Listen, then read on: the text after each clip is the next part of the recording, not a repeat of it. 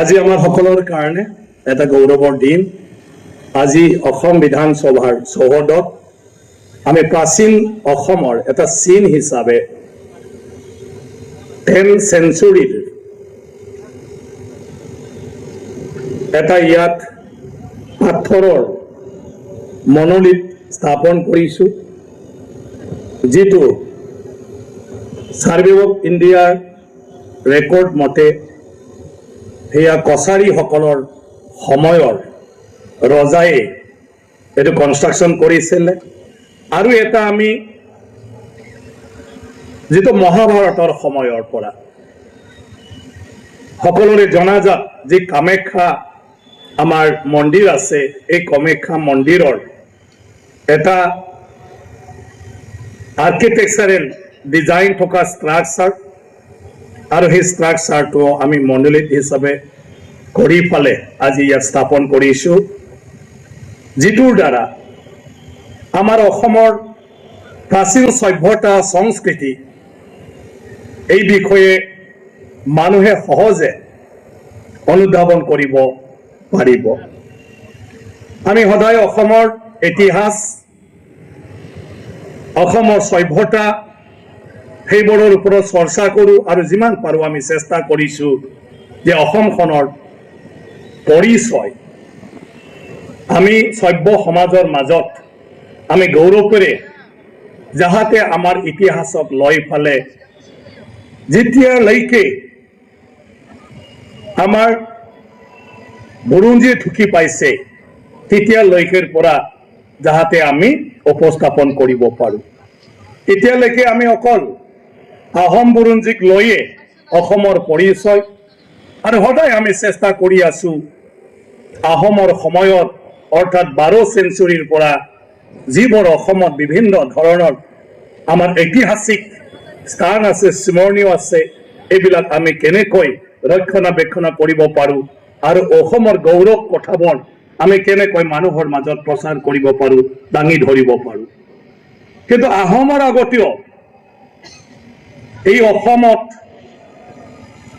তেনেকুৱা বহুতো আমাৰ প্ৰাচীন ঐতিহাসিক স্মৰণীয় জাগাবোৰ আছে, আৰু যিটো আজি ডিমাপুৰত থকা, আগতে এইটো অসম আছিল, বৰ্তমান লিজত দিয়াৰ পিছত ডিমাপুৰৰ অধীনত আছে, কিন্তু গোলাঘাটৰ কাছবাৰীতো এই গোটেই বস্তু আছে, আৰু সেইটো এটা চিন যিটো আহোমৰ আগতেও এই অসমৰ যিটো সভ্যতা সংস্কৃতি এইটো বহুত স্মৰণীয় আছিলে, ঐতিহাসিক আছিলে।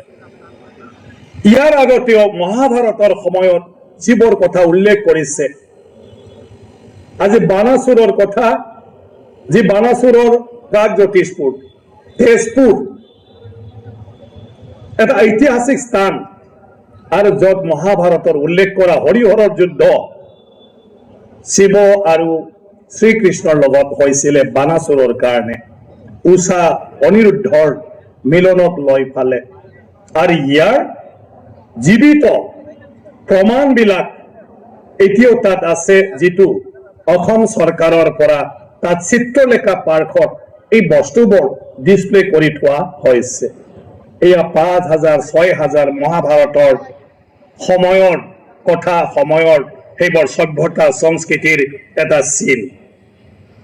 মা কামাখ্যাক আমি চবে শ্ৰদ্ধা কৰোঁ, আমি পূজা কৰোঁ, আৰু সকলোৱে স্বীকাৰ কৰে সেইটো এটা জাগ্ৰত আমাৰ দেৱীৰ মন্দিৰ, আৰু য'ত আমাৰ মনোকামনা আগৰ পৰাই পুৰা হৈ আহি আছে। কিবা এটা বিপদ আপদ, ভৱিষ্যতৰ কিবা এটা আশা লৈ আমি যদি মা কামাখ্যাৰ ওচৰত যাওঁ, তেতিয়াহ'লে আমাৰ এইবোৰ যি এটা বিচাৰা মনোকামনা সেইবোৰ মায়ে পূৰণ কৰি দিয়ে।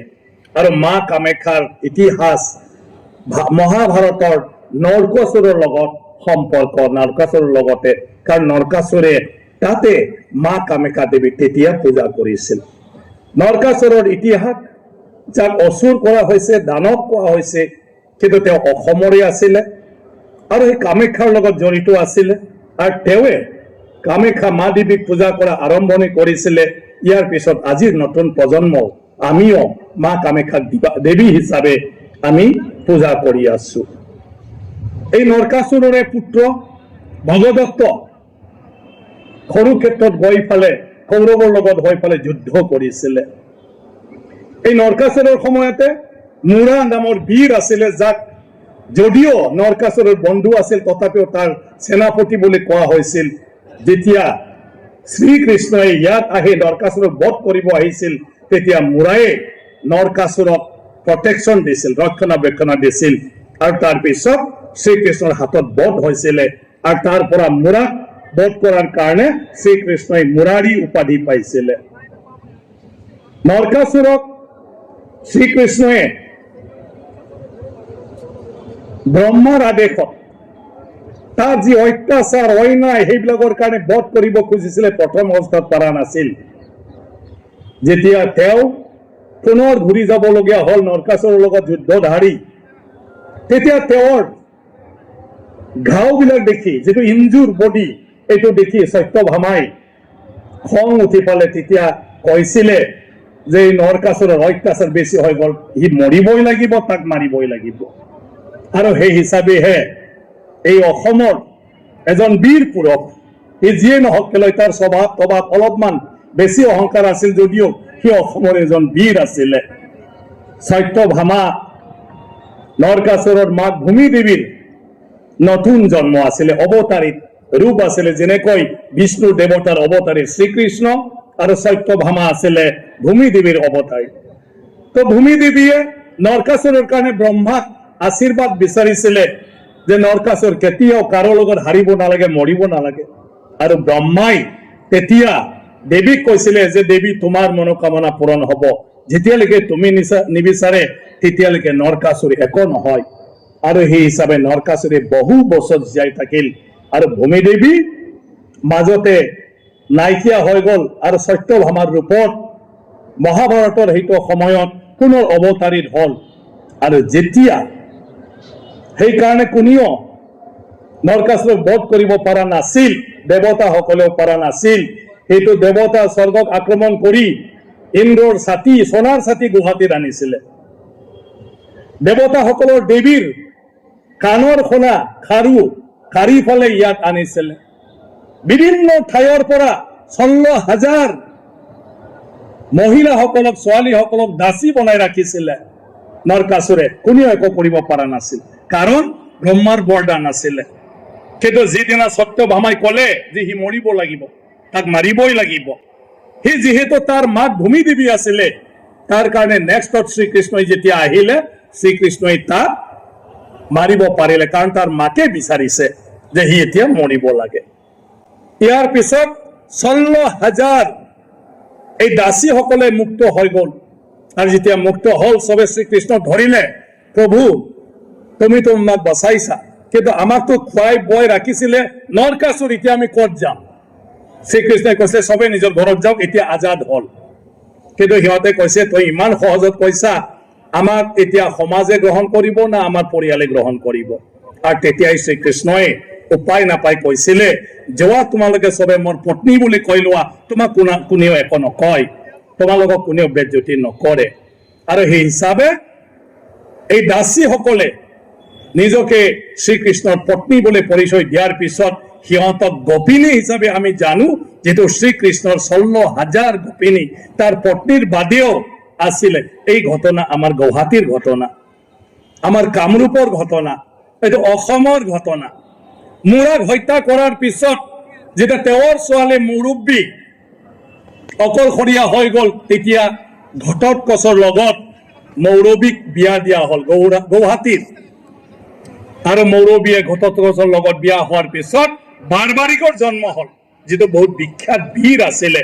আৰু যি বাৰবাৰিকক আজিৰ দিনটোত ৰাজস্থানৰ জয়পুৰত ঘটশ্যাম নামেৰে কামাখ্যাৰ নিচিনা মন্দিৰ কৰি তাত পূজা পাঠ কৰা হয়, আৰু তাতেও মনোকামনা পূৰণ হয়। ঘটশ্যাম মন্দিৰত যাই যদি মনোকামনা পূৰণ বিচাৰে তেতিয়া সেইটো হৈ যায়। এই গোটেইটো আমাৰ ইয়াৰ ঘটনা। আমাৰ নৰকাসুৰ ৰাৱণৰ নিচিনা যদিও দস্যু হলেও জ্ঞানী আছিলে, তেওঁ দেৱীকে ভাল পাইছিল, বিয়াৰ প্ৰস্তাৱ দিছিল, দেৱীয়ে উপায় নাই, তেতিয়া বানাসুৰৰ নিচিনা ভক্ত কোনেও নাছিলে মা কামাখ্যা। আৰু সেইটোৰ কাৰণে তাৰ মনটো দুখ দিব নোখোজি তাই ছলনাৰেলে কৰে, ঠিক আছে তোমাৰ লগত মই বিয়াত বহিম, কিন্তু তুমি এটা চৰ্ত পূৰণ কৰিব লাগিব। নৰকাসুৰে ক'লে যে কোৱা কি চৰ্ত পূৰণ কৰিব লাগে? তেতিয়া ক'লে তুমি সেই পাণ্ডুৰ তলৰ পৰা মোৰ সেই পূজাৰ স্থান পূজাৰ তলিলৈকে ৰাতিৰ ভিতৰত চিৰি বনাব লাগিব, তেতিয়া তোৰ লগত বিয়া বহিম। সেই ক'লে এইটো মোৰ বাই হাত কা খেল, এই বহুত বীৰ আছিলে, এইটোতো কি কথা দেৱী, মই হয়তো কৰি দেখুৱাই আছো, তোৰ হ'ব তেতিয়া বিয়াত বহিম। সি বেলি ডুবাৰ লগে লগে এই চিৰিটো কৰিবলৈ আৰম্ভ কৰিলে। দেখিলে যে আজিৰ বৰ্তমানৰ যিটো সময় আমি হিচাপ কৰো, বৰ্তমানৰ টাইম মতে ৰাতি 2-3টা বাজিছে আৰু সঁচাকৈ চিৰিৰ কাম কমপ্লিট হ'ব। তেতিয়া দেৱীয়ে ভাবিলে এটাতো অদ্ভুত হৈ যাব, সি যদি চিৰিটো কমপ্লিট কৰে তাৰ লগত বিয়াত বহিব লাগিব। পৃথিৱীবাসীয়ে জগতৰ মানুহবিলাকে আমাক কি ক'ব যে এজন দেৱী আৰু এজন ভক্তৰ মাজত বিয়া, এইটো কেতিয়াও হ'ব নোৱাৰে। সেইকাৰণে তাই বুদ্ধি কৰি ফালে গোটেই কুকুৰাক ডাক দিবলৈ ক'লে আৰু আহি ফালে নৰকাসুৰৰ ওচৰত দেখা দি ক'লে, নৰকাসুৰ বাদ দিয়া, তুমি হাৰি গলা, তুমি আৰু মোৰ লগত বিয়া হ'ব নোৱাৰে। নৰকাসুৰে ক'লে এতিয়াও আন্ধাৰ, মই পাৰিম, আৰু 2টা মানহে চিৰি আছে। তেতিয়া ক'লে নাই ৰাতিপুৱাইছে, সি কৈছে নাই আন্ধাৰ। আৰে শুনা না, গোটেই কুকুৰা ডাক দিছে। কুকুৰা কেতিয়া ডাক দিয়ে? যেতিয়া ৰাতিপুৱা হয়। তেতিয়া সি শুনিলে সঁচাকৈ গোটেই গুৱাহাটী অঞ্চলত কামৰূপত কুকুৰাই ডাক দিলে। উপায়তো নাই, তাৰপিছত নৰকাসুৰে স্বীকাৰ কৰি ললে সি হাৰিল, আৰু উপায় নাপায় খং উঠি সেনাবিলাকক ই অৰ্ডাৰ দিলে, চব চালা কুকুৰাক মাৰি দে, খানা খাম। মোৰ মানে সপোনটো বৰবাদ কৰি দিলে।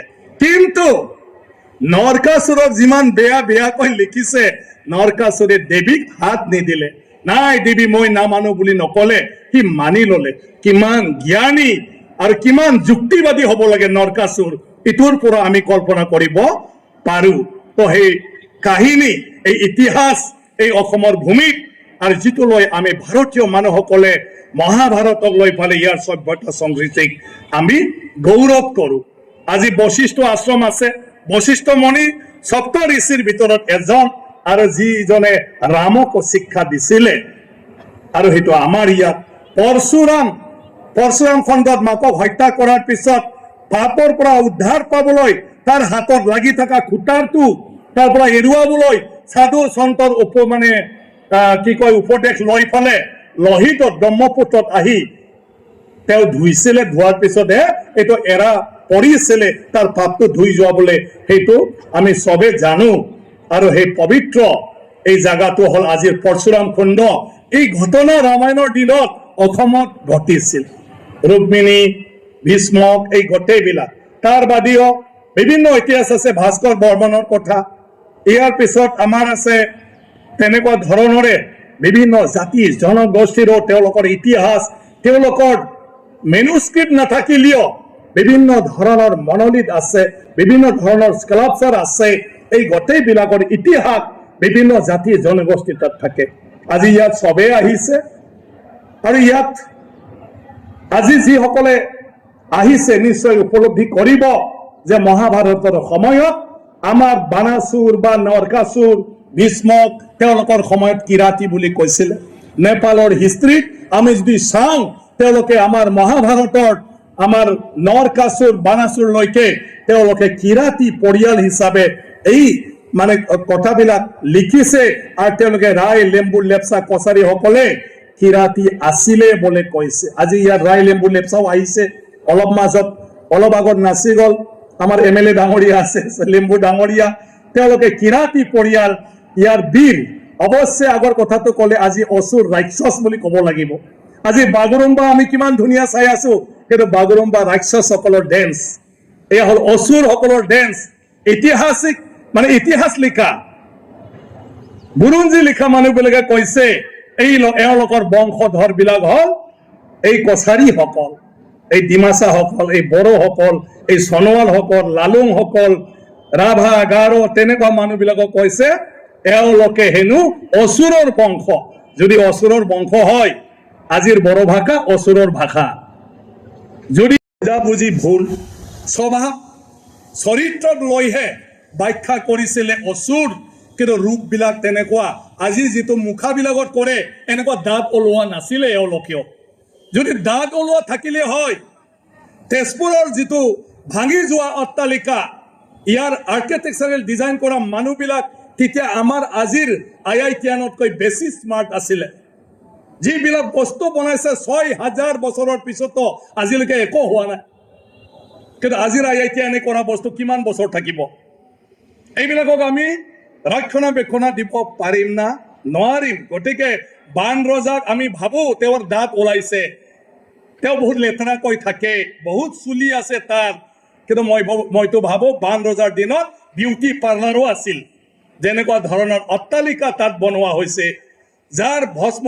মানে ভাঙি যোৱা বস্তু আজিলৈকেও জীৱিত আছে এইটো যদি চাওঁ আমি কেতিয়াও ক'ব নোৱাৰো তেওঁলোকে যিটো লাইনত তেওঁলোকক মানে আকৃতি বনাই এয়া হ'ব পাৰে বুলি গতিকে সেইবোৰ বহুতো আমাৰ অসমৰ গৌৰৱৰ কথা আছে এতিয়া দুৰ্ভাগ্যজনকটো হ'ল গোটেই ৰজা মহাৰাজা যিবিলাক ঐতিহাসিক মানুহ আছিলে তেওঁলোকৰ কবত নহয় কবত এটা অলপ দোষ আছিলে আৰু সেইটোৰ কাৰণে অকণমান কথা শুনিবলগীয়া হয় অসমৰ মানুহে কিন্তু তথাপিও ইতিহাসে হয় বুৰঞ্জীয়ে হয় কিন্তু তেওঁলোকে আমাৰ পূৰ্বপুৰুষ এই অসমৰ পুৰুষ আমি সদায় এটা কথা ভাবি থাকো আমাৰ স্কলাৰবিলাকে যেতিয়া ৰিচাৰ্চ কৰে অসমৰ মানুহ ক'ৰ পৰা আহিছে সেইটোহে ৰিচাৰ্চ কৰি থাকে অসমৰ মানুহ অসমতে উৎপন্ন হ'ব নোৱাৰে নেকি যদি আমি বানাসুৰৰ কথা ভাবো নৰকাসুৰৰ কথা ভাবো মা কামাখ্যাৰ কথা ভাবো তেওঁ দেৱীৰ পূজা অৰ্চনাৰ কথা ভাবো